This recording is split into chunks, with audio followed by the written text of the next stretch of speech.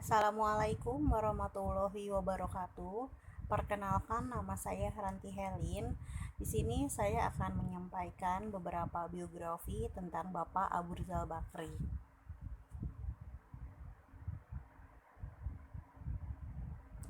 Insinyur Haji Abu Rizal Bakri yang juga akrab dipanggil Bakri, Ical atau ARB, lahir di Jakarta 15 November 1946. Untuk saat ini, Bapak Abu Rizal Bakri berumur 73 tahun. Adalah pengusaha Indonesia yang pernah menjabat sebagai Ketua Umum Partai Golkar sejak 9 Oktober 2019. Ia pernah menjabat Menteri Koordinator Kesejahteraan Rakyat dalam Kabinet Indonesia Bersatu. Sebelumnya, ia juga pernah menjabat sebagai Menteri Koordinator Perekonomian dalam kabinet yang sama. Namun, posisinya berubah dalam perombakan yang dilakukan Presiden Susilo Bambang Yudhoyono pada 5 Desember 2005. Ia adalah anak sulung dari keluarga pengusaha Ahmad Bakri yang berasal dari Lampung. Selepas menyelesaikan kuliah di Fakultas Elektro Institut Teknologi Bandung pada tahun 1973, Ical memilih fokus mengembangkan perusahaan keluarga dan terakhir, sebelum menjadi anggota kabinet, ia memimpin kelompok usaha Bakri dari tahun 1992 hingga 2004.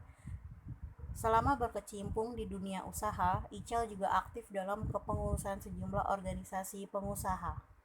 Sebelum memutuskan meninggalkan karir di dunia usaha, ia menjabat sebagai Ketua Kamar Dagang dan Industri atau Kadin selama 2 periode pada tahun 1994 sampai 2004. Pada tahun 2004, Ical memutuskan untuk mengakhiri karir di dunia usaha setelah mendapat kepercayaan sebagai Menteri Koordinator Bidang Perekonomian Kabinet Indonesia Bersatu.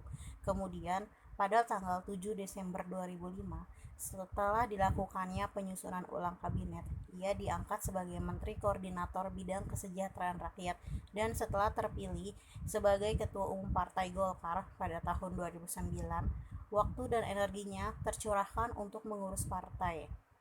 Pada tahun 2012, ia ditetapkan sebagai calon presiden Partai Golkar untuk pemilihan umum Presiden Indonesia 2014. Menurut daftar yang dirilis oleh majalah Forbes pada tahun 2007, Bakri adalah orang terkaya di Indonesia.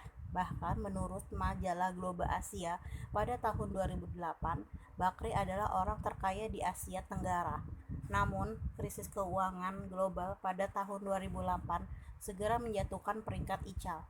Pada tahun 2012, ia tidak lagi bertengger di daftar orang terkaya di Indonesia. Di Indonesia, Bakri adalah figur yang kontroversial karena dianggap bertanggung jawab atas peristiwa semburan lumpur Sidoarjo. Perusahaannya juga terlibat dalam kasus tender operator sambungan langsung internasional atau SLI, tunggakan royalti batubara, dan kasus pajak bumi. Dari tahun 1991 hingga 1995, Bakri 2 kali menjabat sebagai Presiden Forum Bisnis ASEAN. Sementara dari tahun 1996 hingga 1998, ia menjadi Presiden ASEAN Chamber of Commerce and Industry.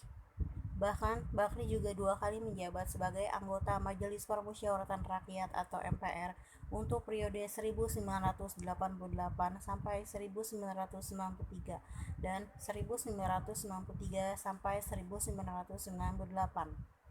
Setelah sebelumnya menjadi Ketua Umum Kamar Dagang dan Industri, bidang industri dan industri kecil dari tahun 1988 hingga 1993, Bakri pernah 2 kali menjabat sebagai Ketua Umum Kadin dari tahun 1994 hingga 2004.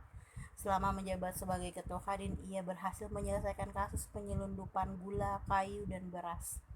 Selain itu, ia memimpin koperasi sektor swasta dengan pemerintah dan memperhatikan pengembangan usaha kecil dan menengah. Lebih lagi, sebagai Ketua Kadin, ia mencoba menjadikan Indonesia sebagai tempat yang kondusif untuk berbisnis. Menurutnya, masalah pengangguran merupakan masalah serius yang hanya dapat diselesaikan dengan mengembangkan iklim investasi yang mendukung. Untuk melakukan hal ini, Menurut Bakri diperlukan perbaikan lingkungan buruh, reformasi pajak, peningkatan keamanan, penegakan hukum yang kuat, dan restrukturisasi program otonomi daerah.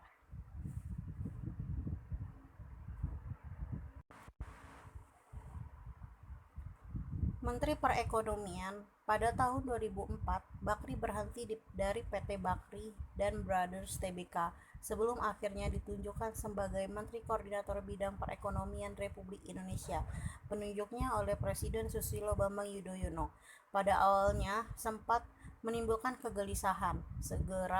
Setelah menjadi bagian dari Kabinet Susilo Bambang Yudhoyono, Bakri melancarkan kebijakan baru yang dimaksudkan untuk mengurangi jumlah orang miskin di Indonesia sebanyak 3% dengan mengurangi subsidi BBM dan sebagai gantinya memberi bantuan keuangan kepada sekitar 6 juta orang. Bakri meyakini bahwa pemerintah perlu meningkatkan harga BBM secara perlahan agar subsidi BBM tidak membebani APBN, sementara mendekatkan harga BBM dengan harga internasional. Pada Oktober 2005, setelah 2 kali dinaikkan, harga BBM meningkat sebesar 126%. Standard & Poor's menganggap kenaikan tersebut diperlukan untuk mengurangi tekanan pada anggaran pendapatan dan belanja negara.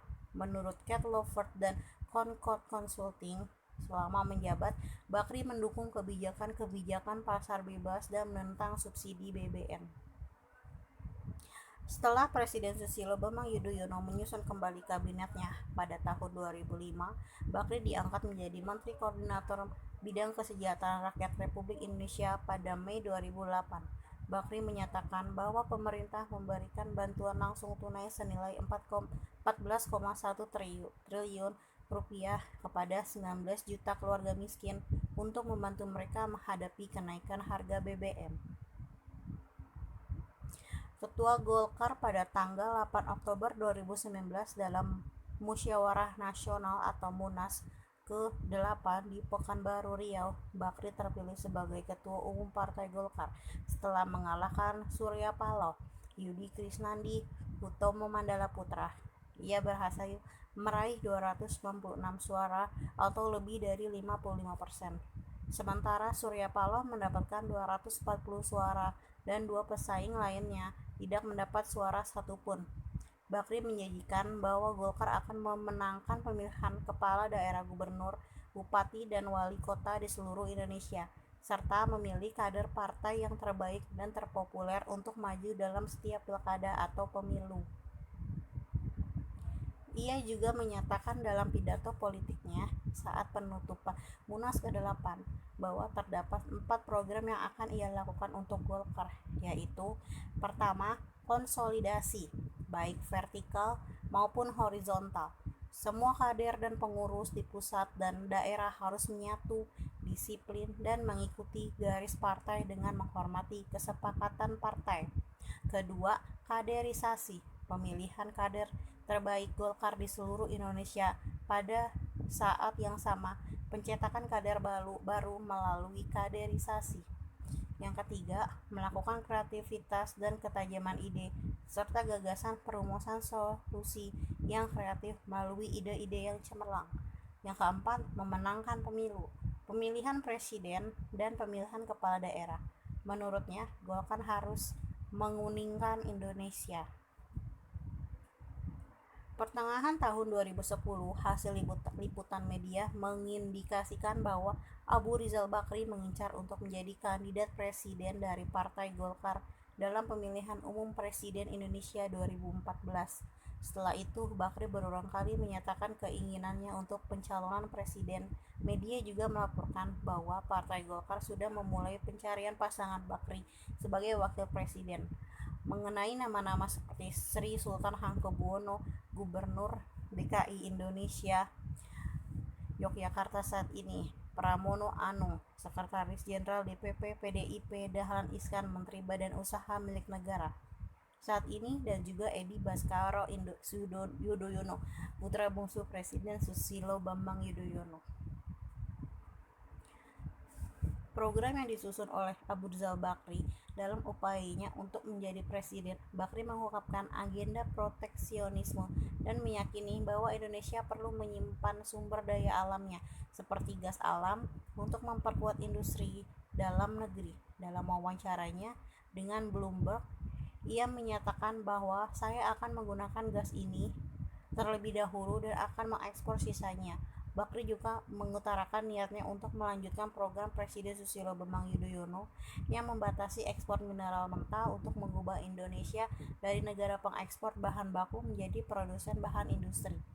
Bakri meyakini bahwa Indonesia harus mengembangkan infrastruktur termasuk pengilangan minyak dan memiliki posisi fiskal yang lebih agresif.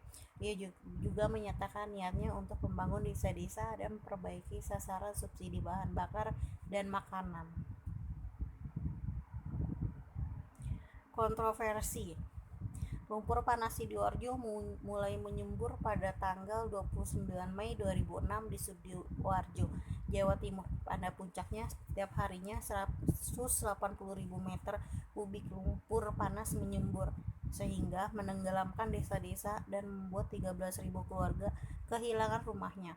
Peristiwa ini diduga disebabkan oleh aktivitas pengeboran PT Lapindo Brantas di sumur eksplorasi gas Banjar Panji 1 yang terletak sekitar 150 meter dari pusat semburan. Nama Bakri dikaitkan dengan peristiwa ini karena keluarga Bakri merupakan pemegang saham utama di perusahaan tersebut. PT Lapindo Brantas mengklaim bahwa gempa bumi di Yogyakarta 2 kali sebelumnya merupakan pemicu peristiwa ini. Menurut mereka, gempa dengan kekuatan 6,3 skala Richter tersebut mengaktifkan kembali patahan yang sebelumnya tidak aktif dan menimbulkan rekahan bawah tanah sehingga lumpur dapat menyembur ke permukaan. Lapindo juga mengklaim bahwa aktivitas mereka tidak terkait dengan semburan, sehingga mereka tidak perlu membayar kompensasi. Kasus tender operator SLI. Pada tahun 2007, Departemen Komunikasi dan Informatika memilih Bakri Telkom dalam seleksi tender sambungan langsung internasional atau SLI. Kan dua pesaing utama Bakri, Indo Pratama atau XL dan PT Kler atau NTS. Hal ini menimbulkan pertanyaan, karena Bakri Telkom dianggap belum mampu memenuhi persyaratan menjadi operator SRI dari segi kesiapan infrastruktur.